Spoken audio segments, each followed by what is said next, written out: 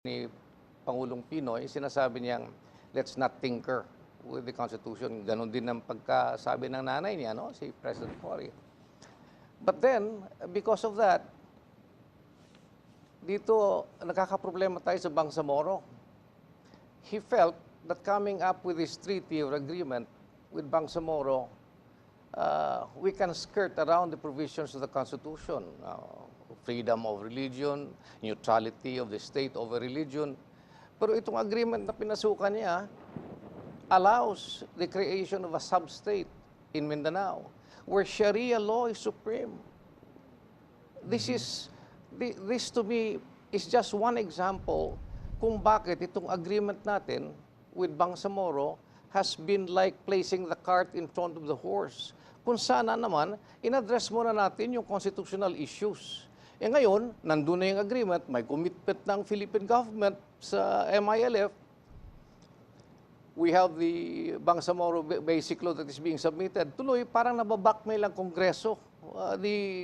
Congress is being told to just approve it in spite of the fact na maraming constitutional issues na hindi na-address. Dahil kung hindi raw ma-approve yung BBL na yan, we can possibly get into Islamic extremism.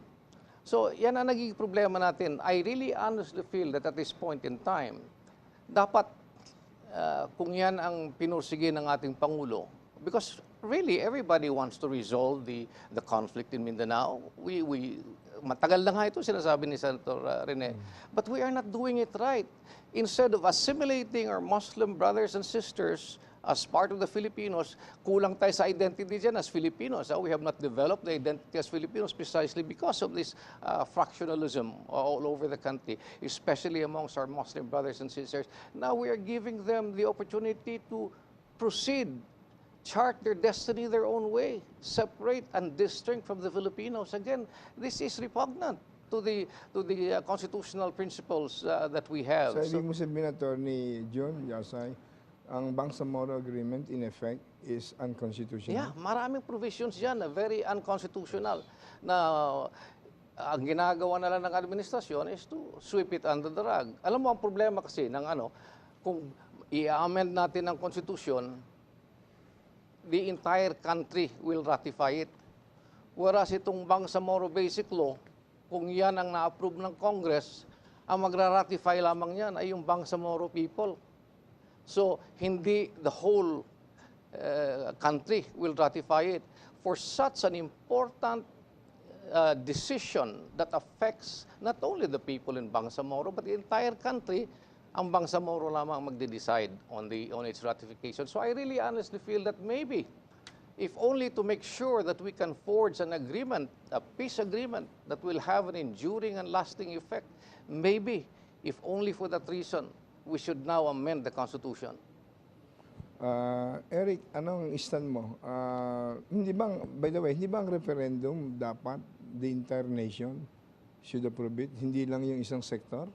Ganun ho yata, pero pagdating yata dito, in fact, ang sinasabi ng GPH, o Government Peace Panel, is that only the identified and affected areas will be participating in the in the choice of whether to be part of the Bangsamoro or not at all. My president kasi dyan under the existing constitution natin, yung ARMM, ang approval ng organic law to implement ARMM. Yung mga affected lang.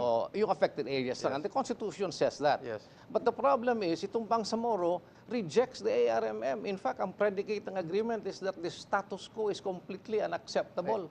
In fact, So, you are now trying to amend the Constitution, but the referendum, insofar as making sure na meron tayong Bangsamoro, yung peace agreement, only a limited part of the country ratifies it. So in other words, itong possibility ng constitutional amendment or change to suit the need for Bangsamoro agreement? Ano bang analysis mo, Erik? Bago ko sagutin yan, Brother Eddie, recollecting history is a very important value because personally, as far as I'm concerned, I've always believed that institutions should follow history and never vice versa. No matter how tempting it is, with our knowledge, our intellect, our brilliance, and sometimes coupled with our ambition, we want to write history. But we cannot separate ourselves from who we are. And we have to embrace that. With that being said, as my predicate, I don't know if I'm the only one thinking this way, but I'd like to pose this to the Filipino people, because this is more a question for them. Natatandaan ko sa panahon ni Marcos, ako ay bata pa, subalit nakikigulo na rin ako, isinisigaw natin noon, bilang oposisyon, na yung 1973 Constitution ay hindi legitimately, the term I'm using was not legitimately passed. Despite the fact, the Supreme Court said that there was no more any constitutional obstacle to its being in force and effect. But we in the opposition, tayo na para sa demokrasya, ay nagsasabi na hindi tamang napasayan. Bakit? What was the atmosphere during that time? Hinuli si Senator Ninoy, nasiradong ABS-CBN. Kung ikaw ay mahaba ang buhok, nasa loob ka ng jeepney, pwede kang kunin at putulan ng buhok. Sinirado ang Kongreso, sinirado ang Senado. In short,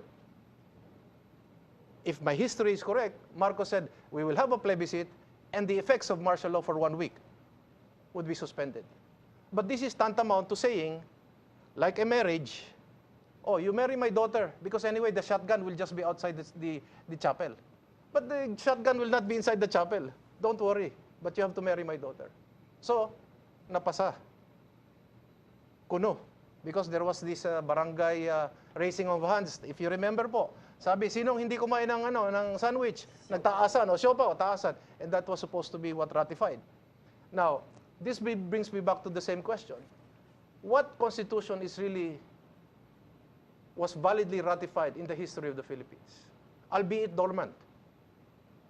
Now, this is just my take on it. Others may have a different take on it.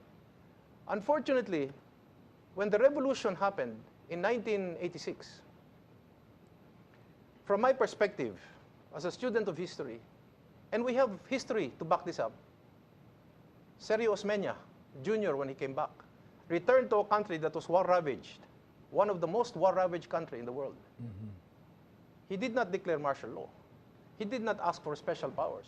He did not convene a commission to write a new constitution, because the belief then was that the Kalibapi written constitution, written by a commission, was not also legitimate because it was a Japanese-sponsored constitution.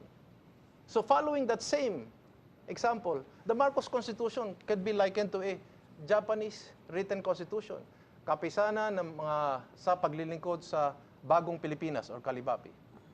So, when the revolution took over, I would have wanted a return, which is what Sergio Osmeña did. In March 7, he issued an executive order announcing the revival of all executive departments. In June 9, he reconvened, and I'm using the word interrupted Congress. That was 19 what? 45. And our love affair with the durable, 1935. broad, and validly consented to charter, our love affair continued then on. That's what I would have wanted, the Osmeña example. Now, but what happened unfortunately in 1986? Kung ang sinisigaw natin na yung Marcos Constitution ay hindi validly ratified, then what were we saying? The 1935 Constitution is there, but it is not effective. So what should have we done? We should have simply returned to the 1935 Constitution. Kung ang 1973 Constitution, known as Marcos Constitution, was railroaded Yes. against the majority will of the Filipino people. Ito na nga ho yung problema Now, ngayon. what about the 1987 Constitution? Yun na nga yun. Now, ito po ay past na po ito, no? I'm just recounting what happened. Ano ho ba nangyari? Sinarado ang Kongreso, nawala ang batasan, nawala yung Office of the Prime Minister, nagkaroon ng mga OICs. There was a revolutionary government that was established under a freedom constitution. Chorus time nito. Yes. From our perspective, although it was a popular government, but did we have a mandate to do this? Although we were popular because we won the freedoms of our people. Humingi ba tayo ng permiso sa bayanan na nung tumayo tayo, pag ako nanalo bilang presidente at vice-presidente sa administrasyon namin, kami ay magkakaroon ng revolutionary government or aalisin namin ang konstitusyon na ito. Because kung natatandaan natin, yun nga ano ba sinisigaw natin? Hindi 1973 Constitution ang nandyan, 1935. So what should we have done? Now, what happened? If you remember, there were some cabinet secretaries who said, if you do not pass the 1987 Constitution, yung mga OICs, pag-aalisin namin. That was a statement there. Or, number 2, if you do not pass the 1987 Constitution, we are going to revert back to the Revolutionary Constitution. Ergo, what choice did we give to our people? Again, I would like to use the word vitiated consent as far as the people was concerned. They were not given any choices. And if I remember right, even then Secretary Neptali Gonzales said, ipasa na lang natin yan. Anyway, pagdating ng panahon, pwede nating i-amend yan. It never happened because everybody within, as far as our group was concerned, this was an infirmed constitution. Okay, napakahalaga na itong ating pinag-uusapan na ito, lalo na sa next generation. So, Yes. bago natin marinig ang comment ng ating dating Senador Rene Sagisag na isa sa mga alam nating lahat, Yes. one of the pillars, one of the stars of Corazon Aquino's government during that time. Pero bago po nyo magbigay ng comment, bigyan mo na sandali pagkakataon ang ilang mahalagang paalala. Magbabalik po agad ang No Holds Barred program ng Diyos at Bayan. Makalipas lamang ang ilang paalala. Huwag po kayong aalis.